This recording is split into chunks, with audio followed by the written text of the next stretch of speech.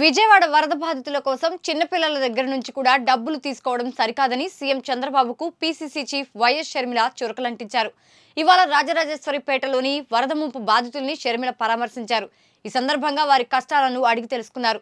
చంద్రబాబు ప్రభుత్వం కేంద్రం నుంచి డబ్బులు తీసుకోవడంలో విఫలమైందని షర్మిల ఆరోపించారు. కేంద్రం నుంచి డబ్బులు తేలేకే పిల్లల డబ్బులు లాక్కుంటున్నారని షర్మిల చంద్రబాబును ప్రశ్నించారు.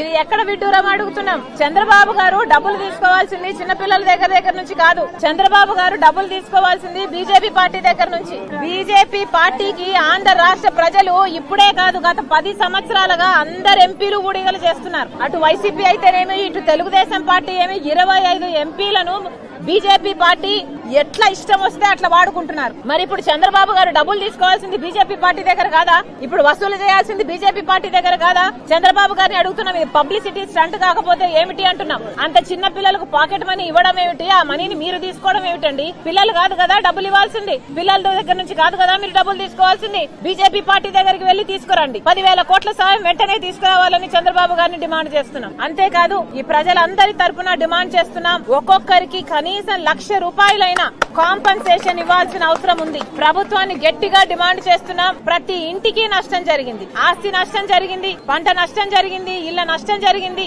ఇలా ఎక్కడ ఎవరిని తట్టినా కూడా వాళ్ళ బాధలే చెప్పుకుంటున్నారు. చంద్రబాబు గారిని హెచ్చరిస్తున్నాం, మీరు అధికారంలోకి వచ్చారు, మీరు మంచి పేరు నిలబెట్టుకోవాలి అంటే వీళ్ళందరికీ కాంపన్సేషన్ ఇవ్వాల్సిన అవసరం ఉంది. చంద్రబాబు గారికి హెచ్చరిస్తున్నాం, ప్రజలను పట్టించుకొని ప్రభుత్వాలు ఎక్కువ కాలం నిలబడం. వీళ్ళందరూ మీకు ఓట్లేసిన వాళ్ళే. కనీసం 1,00,000 రూపాయలు ప్రతి కుటుంబానికి సాయం చేయాలి.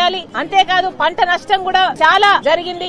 మారుమూల ప్రాంతాలలో సాయం అందటం లేదు. ఇప్పటికైనా గ్రహించండి, సాయం అందించండి. వెంటనే వీళ్లకు తక్షణ సాయం కింద కనీసం 15,000 రూపాయలు ప్రతి అఫెక్ట్ అయిన ప్రతి కుటుంబానికి విడుదల చేయాలని కాంగ్రెస్ పార్టీ డిమాండ్ చేస్తుంది.